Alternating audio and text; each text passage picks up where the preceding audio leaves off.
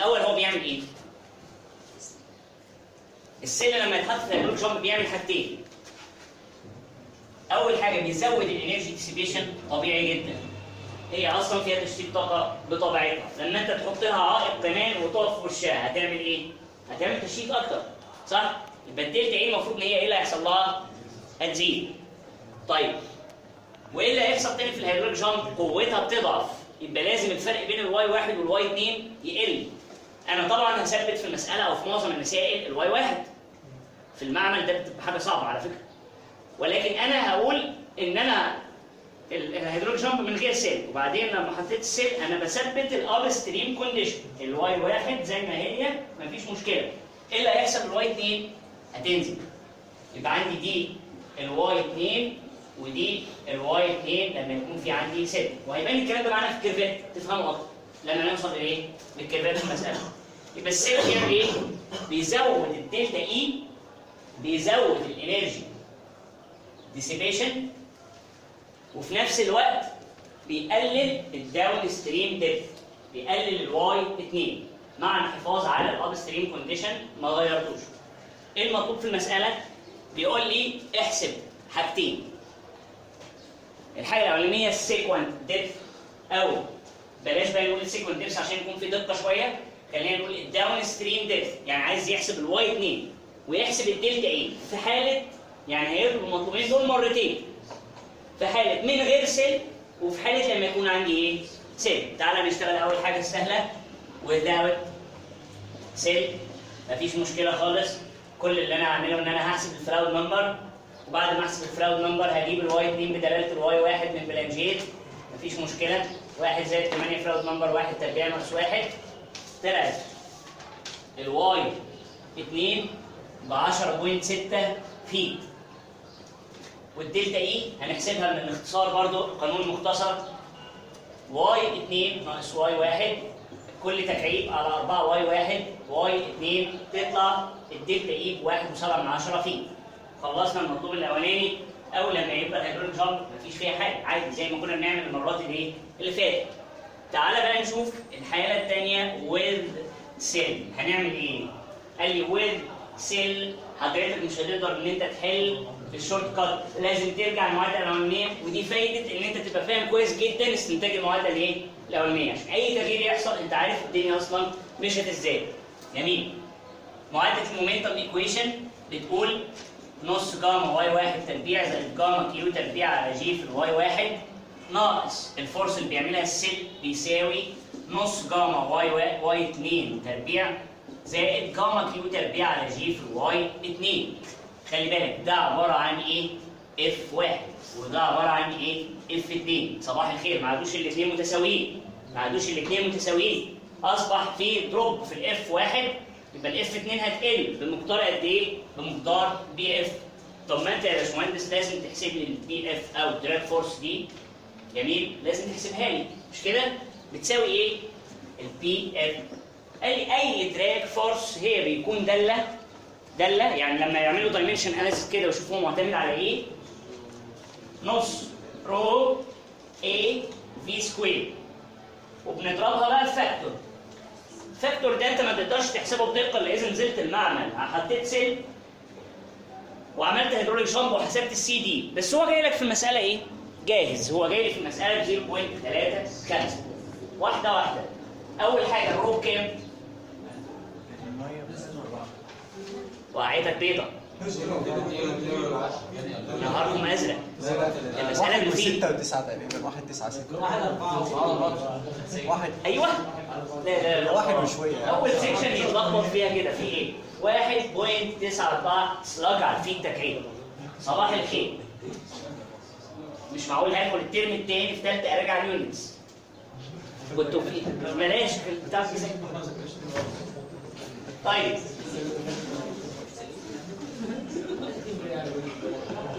الاريا دي عباره عن ايه؟ قال لي المساحه دي اسمها قوه دفع دراج. يبقى المساحه اللي في وش الايه؟ الفلو، المساحه ده اهي الاثنين هضربها في كام؟ مش هضربها في العرض كله، هضربها في 1 لان المعادله دي مستنتجه بناء على اليونت لينث لشريحه مقدارها 1 فيت. فدي هتبقى عباره عن 2 اللي هو الارتفاع بتاع الجامب، الارتفاع بتاع السيل، 2 في 1 اللي هو يونت لينث. طيب جميل، الفي واحد ولا في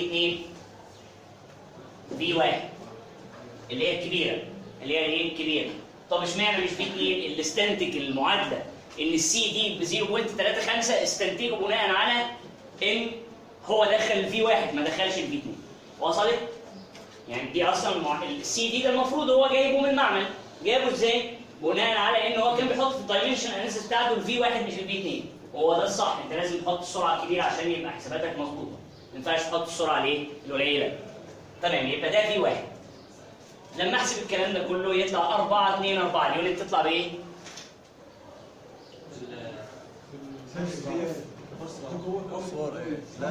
ده فورس. بقول ايوه الفورس تطلع بايه؟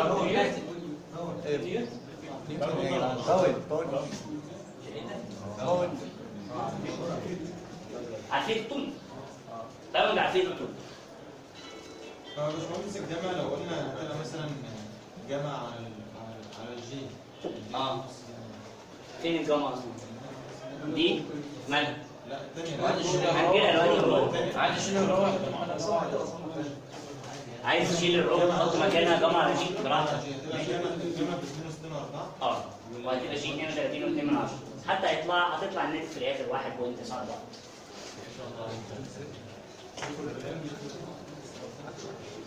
تعالى نفك المعادله. الاول الجامعة هنا بكام؟ 62.4. الفورس هنا بتاعت السيل خلاص اتحسبت 4 2 4. لو انت لاحظت هتبص تلاقي المعادله دي الواي 1 موجوده والكيو موجوده، كل مجهول فيها هو ايه؟ واي 2. طب دي تطلع معادله من الدرجه كام؟ قال لي دي تطلع معادله من الدرجه الثالثه، معادله تكعيبيه. هتصفيها هتطلع بالشكل ده 31.2 واي 2 تكعيب زائد 0 في واي تربيع ناقص 2 4 9 7 واي 2 زائد 194 بتساوي 0. لما انت تصفيها هتطلع بالشكل ده، هتطلع بالايه؟ بالشكل ده. لما تيجي تحل الواي 2 هيطلع لها 3 جذور، الجذر الاولاني 8.9، الجذر الثاني سالب 8.9، الجذر الثاني 0.07. اخد انهي واحد؟ 8. بص الواي 1 كانت كام؟ 4. مش معقول هتبقى الواي 2 بتقل، يعني الجامب بدل ما الميه العمق بيزيد هتخبط بقى في الارض. ما انت لو اخترت ده ما ترجعش تزعل على اللي هيحصل فيك. جميل؟ لكن هيبقى طبعا السالب ده برضو يبقى انت كده مش فاهم ان دي ميه. يعني دي كده انت من الاول كده الدنيا بايظه. لكن انت هتختار انهي جذر؟ هتختار الجذر اللي هو بالموجب واكتر من الواي 1، يبقى دي الواي 2 القيمه الصح بتاعتها. طيب الدلتا ايه هحسبها ازاي؟ قال لي الدلتا ايه حضرتك؟ بتساوي اي 1 ناقص اي 2 الكبير ناقص الصغير بتساوي واي زائد كيو تربيع على 2 جي واي تربيع ناقص واي ناقص كيو تربيع على 2 جي واي تربيع 1 1 2 2. كل حاجه موجوده عندي مش كده؟ ينفع احط هنا بلانجير او ينفع احط هنا الاختصار بتاع القانون بتاع الانرجي؟ لا. مش هتاخد اي درجه لو عملت كده اصلا، مش هيكمل. يعني مش هتعتبر دي ان انت مش خدت بالك، لا مش هيشوفوا ما انت بتعمل ايه. ليه؟ لانك كده انت مش عارف اصلا المعدات دي تم استنتاجها بناء على ايه اساس. فما ينفعش هنا ان انا استخدم الشورت كاتس نهائي، لان هنا في سيلف الهيدروليك جامب يطلع 2.84 فيه. تعال نقارن الارقام، تعال نقارن الارقام باللي فات قبل ما نرسم. هنا كان 10.6، الواي قلت لكام؟ 8.9، بتقلل الداون ستريم دلتا. هنا الدلتا اي كانت 1.7، زادت الانرجي ديسبيتد زادت ل 2.84 فيت. امسح ده كله وهسيب الارقام بس بتاعت الواي 2 وبتاعت الدلتا اي.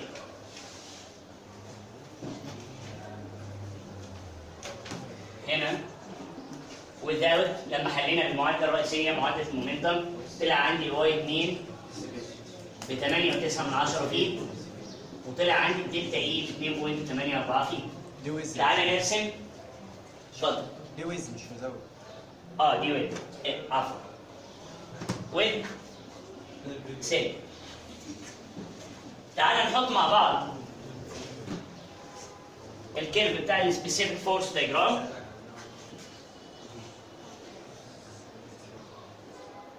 ادي الفورس وادي الواي، ادي نقطه الكريتيكال، وبعد كده ده الابر ليم وده اللور ليم.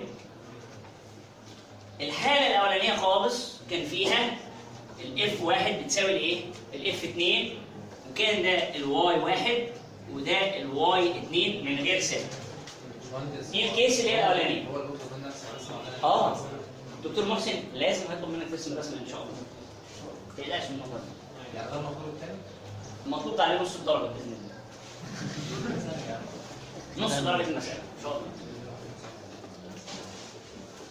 هي الرسومات كلها شكل واحد كده يا باشمهندس ولا باذن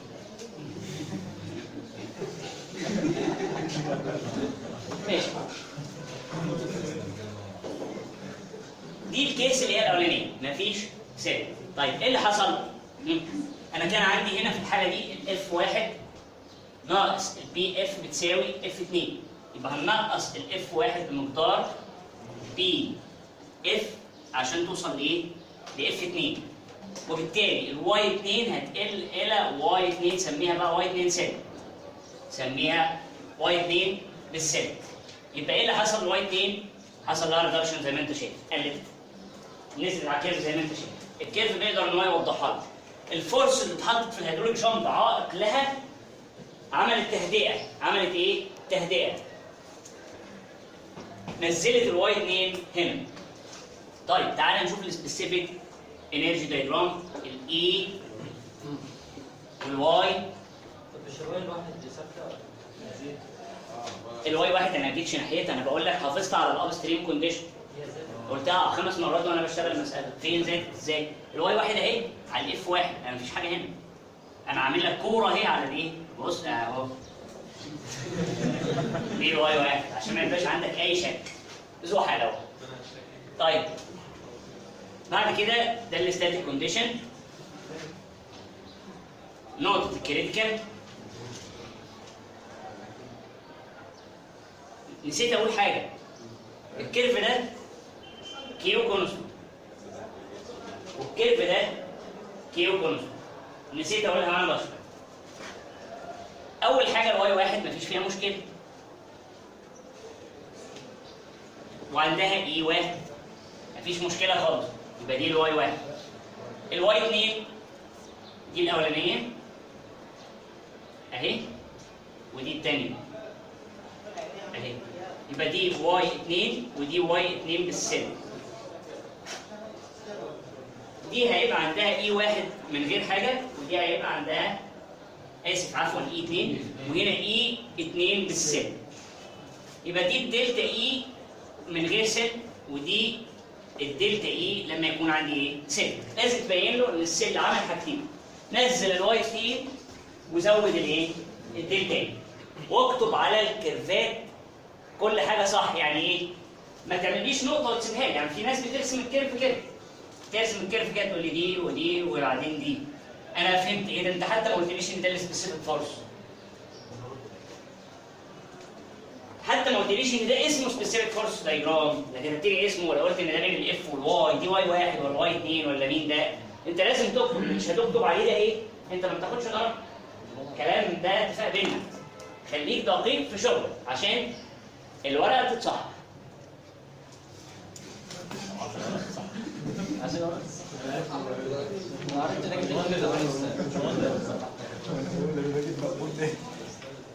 طيب تقدر